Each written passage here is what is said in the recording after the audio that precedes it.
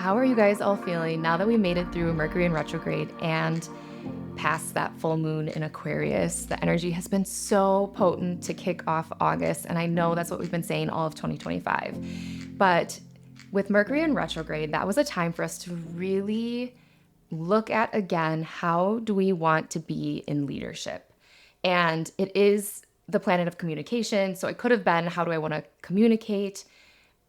But depending on where it lands in your chart, the theme was leadership. So I'm just so curious to see now that you can look back on that time and see what happened for you over those last few weeks. Like, were you re-evaluating something, whether it was just contemplating in your mind about how you want to show up in your life? Were you re-evaluating how you want to align with actually what your soul wants to do here on this earth?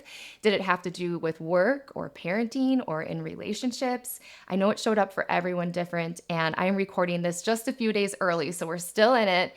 So maybe I'll share in the next episode on how I think it had me kind of looking at how I'm meant to show up. Of course, on here kicking off my podcast literally on the first day of Mercury retrograde a few weeks ago. So for me, at least, I actually woke up this morning like out of a dream. A very potent, it's going to be the full moon in Aquarius tomorrow. And I always, the few days leading up to full moon, have very crazy wild dreams, and it's hard time to sleep. But I literally woke up with this message of just focus on your purpose sphere and everything will fall into place. Can you let her rest? And that was my mind. And so my purpose sphere or gate in human design and Gene Keys is gate 59, gate of intimacy. And so just really contemplating, what does intimacy mean to me? What are the teachings on it? Ultimately, it means that I'm being the most transparent and truthful first to myself and my soul. And that really ties in the August message that I shared for my guides on the last episode, which is August is the time to take a step back, to look into the mirror and take inventory on, where have I placed blame on others or circumstances of my life? Where can I take responsibility for the things that I've been running away from, or I've been numbing out on? Things that I don't want to take a look at, emotions I don't feel like processing, things like that. And if I feel like if you don't start doing it now, it's going to catch up to you, right? When people don't look into these emotions that they're holding on to or welling up into them, it can turn into dis-ease in their body, and that turns into disease. And I guess this is a great segue to the actual topic of this episode today, which is celebrating my dad, because this Saturday on August 16th will be 10 years since he passed away. And I would say for the past 5 years, I haven't even really put up an Instagram post. The world moves on, people die, we're all going to die. And I've watched other loved ones lose their parents or people they really loved. And I feel very fortunate to know what that feels like, so that I can be a witness for them and know that there's really nothing I can say to make them feel better, but I can just be here for them in their time of grief. So I would just like to share about the evolution of kind of how my dad getting sick and passing away at the age of 52 really shaped my life. I was 25 years old when he passed away. And hopefully just that brings some, I don't know what it's going to bring. Hopefully it makes you feel less alone if you've lost someone. Hopefully it brings some beauty to this human experience that can feel so tragic and sad sometimes. And just keeping the reminder and the faith that my soul came here to experience some of these things. And we come here as a soul family in these different expressions, different human forms, to play out our dharma and our destiny. And I truly believe that.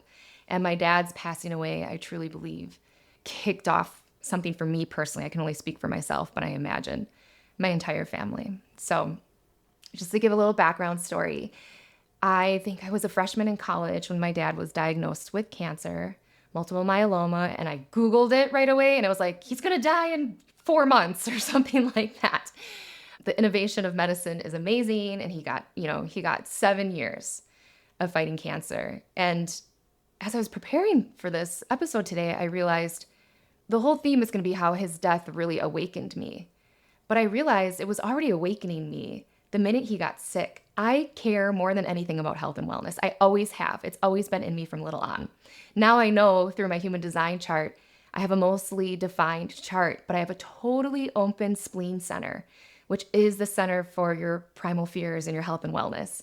And because it's totally open, I walk about the world and I really pick up the health and wellness. This like it's like a gauge for everyone else's health and wellness. I pick it up and I amplify it. And I cringe. I really do. I get so out of balance when people are feeling fear or they're feeling disease in their bodies. And now I know about it. I know it's not mine. I don't have to take it on. But in the past, when I worked in the health and fitness industry, I would get sick a lot. And it's because I was just so aware of when someone was about to get sick or things like that. And I was taking it on. So I realized when I was preparing for this episode today that I think him just getting cancer started awakening me already, because it made me double down on what is going on. And even though any Wisconsin doctor, nurse, someone in the medical field, any experience I've ever had has been phenomenal. So this is no shade to them whatsoever. But it did wake me up to the fact that a lot of our systems are businesses. College is a business. Hospitals need to run a business. And while he was sick, I was researching so much like holistic things. What is cancer? What does cancer feed on? What should he be eating? You know, all these things. And I mean, that was back in 2012. That was a long time ago. Holistic health was not popular by any means where I grew up and where he lived.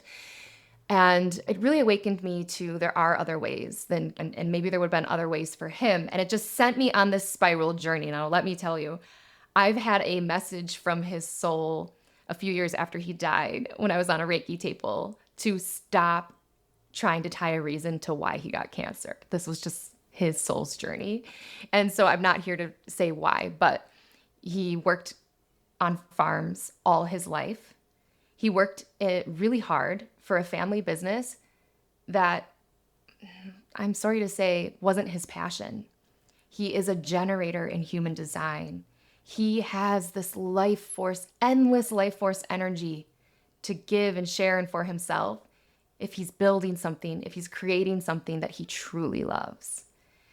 And so I believe, even though on the outside he looked like a very healthy person, ate very healthy, appeared to be healthy, I really believe this combination of a lot of chemicals from working in the agricultural industry and energetically him, doing what you do, which is provide for the family, work 6 days a week, running a business, provide for his employees, like all the things. And he just didn't know any different. There wasn't this human design language to say. And even if he did know, he may have felt like, well, I can't do that. I need to run this business. But if he was really doing something he loved creatively, I sometimes wonder if that disease wouldn't have happened. So anyway, he gets cancer. He fights it for 7 years. Long story short, very, very hard to watch your parent slowly wither away, for your parent to be so tired from medicines and things like that. Now, I wasn't home a lot. I was in college, and in fact, our parents really encouraged us to keep on our normal lives in almost an annoying way when they wouldn't tell us something like right before finals or something. And in hindsight, I'm super fortunate for that. They really let us live our life. So I'm not going to sit here and pretend that I took care of my father all my life. My sister was definitely more home for that. And so I didn't see it all. And in fact, I think that was kind of nice.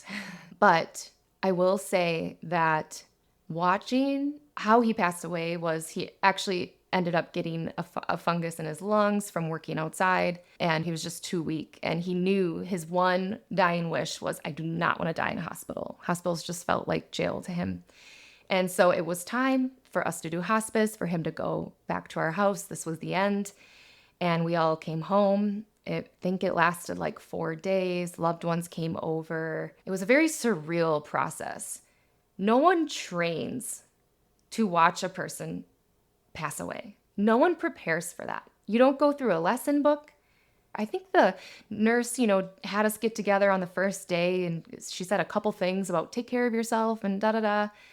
But no one, again, with this gate of intimacy, no one talks about this is your time to really hold space. I did what you do, and I felt like I'm going to be strong for him, So I kind of just felt like I was sleepwalking through those 4 days, watching neighbors and loved ones come in, come out, the priest come over, sing a song.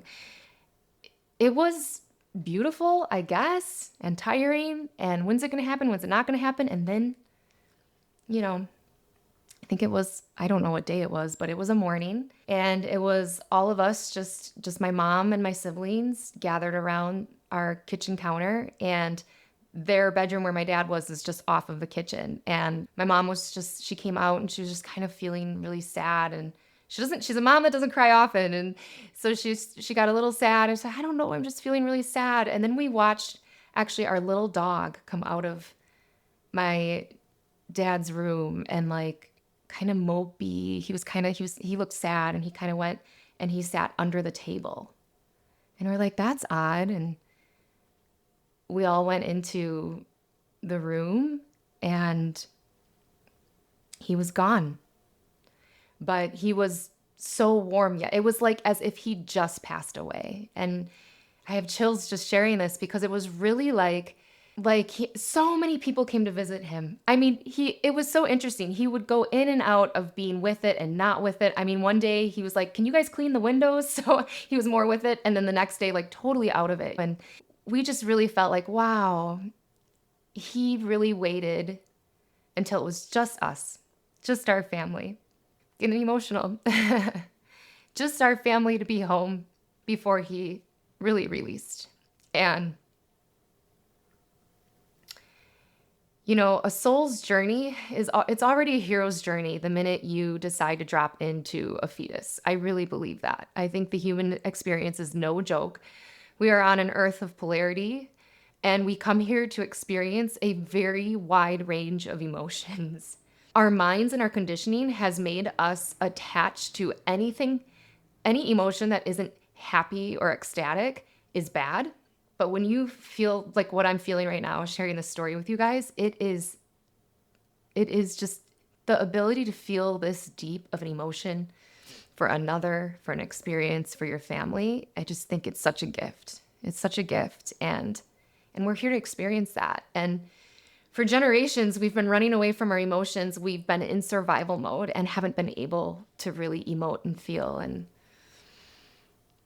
if that story struck anything for you to let a little cry out or even a sigh, I really, really encourage you to do that and really go inward and feel. So yeah, he was gone, the most beautiful funeral. Like, it was just so beautiful. Like, my sister did a beautiful eulogy. I sang, she sang with me at one point. So many people showed up. I mean, it's just like, it was so cool. And I think about like my midwife had said to me before I had my home birth, Dana, there's only a few peak experiences that someone gets to experience in their lifetime. And birthing is one of them. And I really think losing a parent is so sad and tragic, losing a parent earlier in life, or just in general, I guess.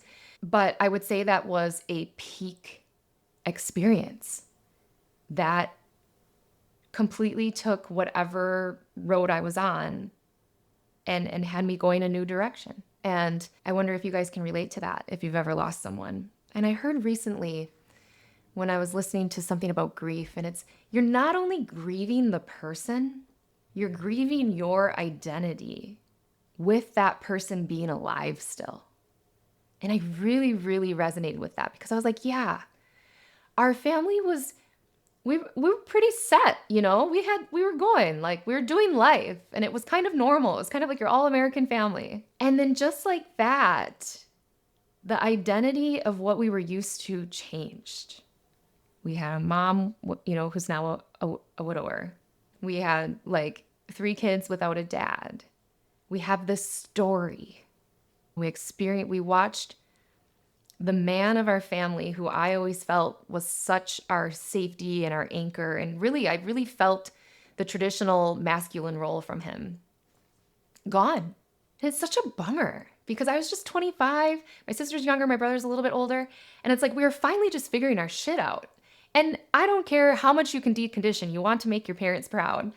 And it's just like such a bummer that like he didn't get to see me get married and have a kid and now pursue entrepreneurship, which was a passion of his. Like it's just so interesting how life works. But the reason I wanted to share that story, because I was thinking about how a lot of women share their birth stories, and it's so empowering and it's so amazing. And And I could have went into more details about his death story, but I do want to keep this light and fun and celebratory. But I do want to share it because I think there's now death doulas even. Like, I think our culture doesn't like talking about death, but if that's something we talk about more and experience more and don't run away from, I think that will allow us to live like every single day as more alive. I've now experienced him passing away and also one of my cats. And both times there's something in me that just feels so alive and so visceral. And like, it's got to be that soul energy. It has to be that soul energy leaving the form. It's so tragic and so beautiful at the same time. Now, my dad, like I said, was a generator, and the beauty, if you can look back on something of him being sick, is he was pretty much forced to retire from work, and he ended up doing things he was passionate about, which was planting a vineyard.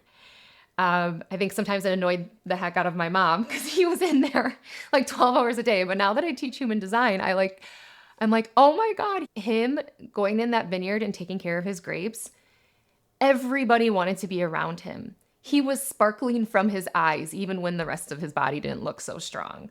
Like, he was so happy there, so happy. And it just is such a lesson for all of us with sacral motors of like really choosing something that lights you up, because it's a ripple effect. And I really think it was for him, his family, and his community that he was in. Now I want to talk about the ripple effect of him passing away. After he passed away, life goes on as much as it can.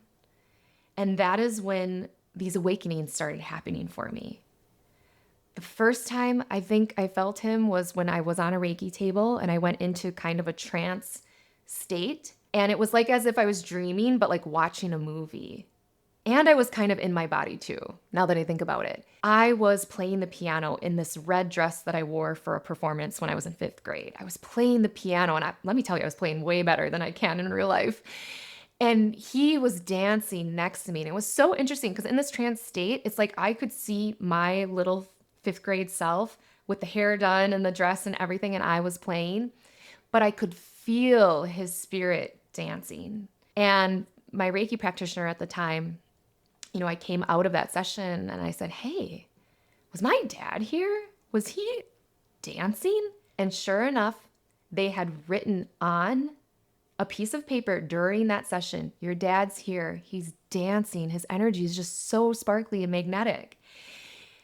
It just blew my mind. I mean, after he died, I just immediately knew in my bones that I could communicate with him. And I had never thought of communicating with a spirit ever. I was raised Catholic. I was raised very programmed, like just memorize the prayers, stand up, sit down, kneel, sing, like not really raised to believe that actually I am a fragment of source energy, of God, of this universe, and I can communicate with all the other energies in this universe, whether they're in human form or in spirit.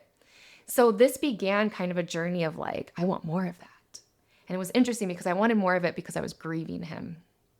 And so I would go in meditation and try to call on him a lot. And I don't know, I wasn't really getting much. But then I would always get a random experience with him without trying. So I think the next one was when I was in Costa Rica and we were about to go white river rafting. And my partner at the time was kind of freaking out because it was his first time going. And we were getting our life jackets on. And I was starting to doubt myself. Like, I was like, oh shit, am I leading him into a bad idea? Like, I don't know. And as my life jacket, as I was getting that zipped up, this whole zing went through my body. And I got a message. It was from my dad. And he just said, you're going to be just fine. And my entire nervous system just settled. It was the coolest experience ever. And then that entire white river rafting trip, I mean, it was so gorgeous. And I just pretended like I was showing my dad this because he loved nature so much and he had never traveled there before. And I just felt like he was really with us that entire time, especially because we had to do most of the work. And it actually was kind of scary and intense, but really fun. So that was another experience. And then two more, I would say I worked with a coach in 2021, and he definitely came through when we were in session together. And I really started to kind of feel what his energy was.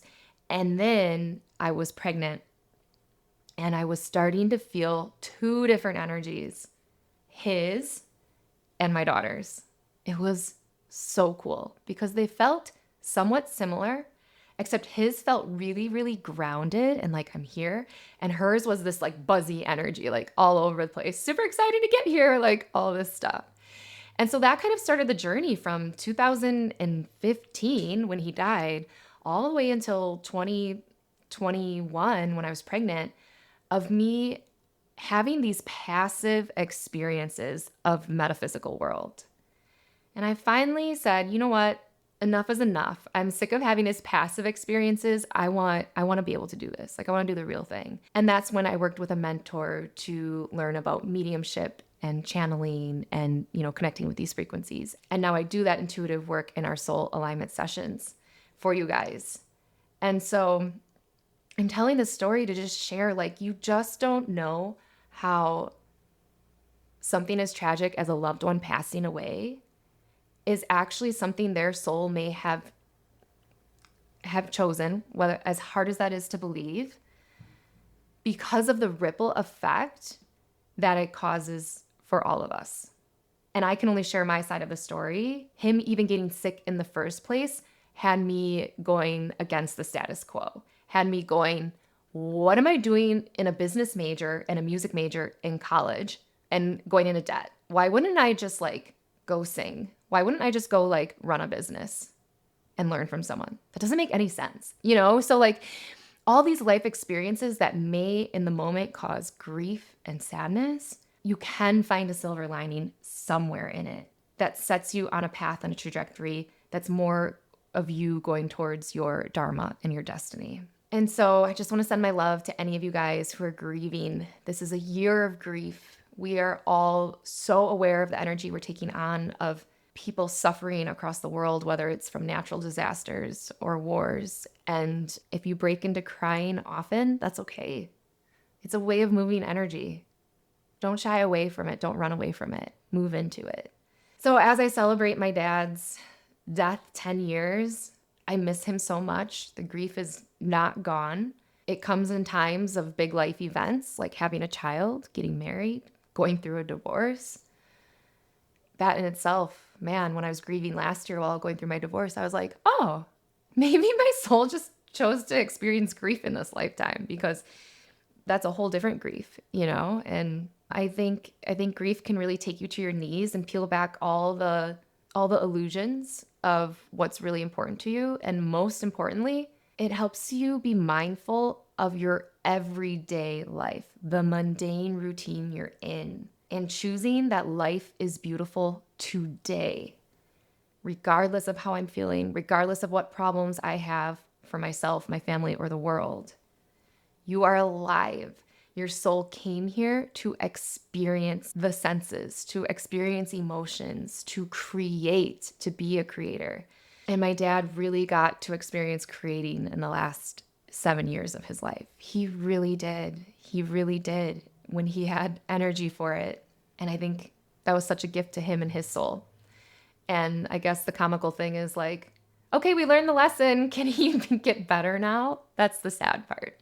Not having him here today. It's really sad, but I'm teaching my daughter about him. After all, she was hanging out with him in spirit while I was pregnant, and she knows Grandpa Randy's in spirit. And I let her know. She says she misses Ginger so much, our cat, too. And I let her know, like, you can call upon her if you want. She's in spirit. I literally said this to her the other day, and she goes, no, I want her here. It was so cute. I was like, I know. Maybe we'll do an episode about Ginger sometime because that was such a mystical experience as well. Man, I hope this inspired something in you. Like I said, my dad was a generator. And I guess one thing to note on what I said in the beginning, which is I really felt like, we were in that traditional family system where he really, took on that masculine energy of working a ton, being gone all the time while my mom took care of the house and she worked as well. And I always felt so safe when he was around and also prideful. And I was thinking about this the other day. My favorite thing, this is so cheesy, was when we would be at church and it's time to go up to communion. And if he was on the end of the pew, he would walk out first and we would all walk in front of him. Like his family would walk in front of him with him behind us as the anchor and the guy who's keeping us safe. And I pulled up his chart again in preparation of this week to celebrate him, and my jaw almost dropped because he has other centers defined, but in my human design chart, the only two centers I have completely open, so I am such a sponge for those, is my totally open heart and my totally open spleen. And my dad has those defined with a channel. And it's actually, the channel is nicknamed like the channel of the salesman in human design, which is so fascinating. So he had those colored in, which means I felt this healthy sense of like my like primalness, like I'm here, I'm healthy, we're okay from the spleen. And then also with the heart, I felt this pride, this healthy sense of ego, this healthy sense of competition and willpower and drive when I was around him. And the channel of this salesman, he always talked about when he was growing his grapes, like, you know what, I should buy that old building up north and we could turn it into a winery and you could run it. And I loved that idea. I wanted to do that. That was in my mind that we were going to do that together when we were older. He had such an entrepreneurial spirit. And in fact, one of his messages once when I was in session with a mentor of mine was that his spirit, what his soul's doing right now is helping entrepreneurs. Like that's his favorite thing to do. And it was his favorite thing to do while he was in human form too. So not only did I just feel safe with him, like literally his human design chart shows that as well, which is just so cool to look at. And another reason why human design is just so mind-blowing. I'll leave you guys with that food for thought today as you really take August to sit back, reflect on life. Sometimes deep grief, whether that is a change of your identity, a loss in a job, a change in your job, a change in relationship, a change in the way the world is working, a change in the economy, a change in the real estate market, like all these things that I would say in 2025 have us and our temperature gauges are like at maximum. Take a deep breath out. Going through hard experiences, going through grief, adds a layer of depth to you as a person. And when you're able to take that hero's journey, feel all the emotions, see it in a new light, and then live your everyday life with so much more gratitude, be happy for your friends who still have their parents, it's really special. It's special that you have that awareness and that you can bring it to your family, your loved ones, and your community. All right, guys, until next week, I hope you have an amazing week ahead with all this forward-moving energy with Mercury going direct. All right, take care.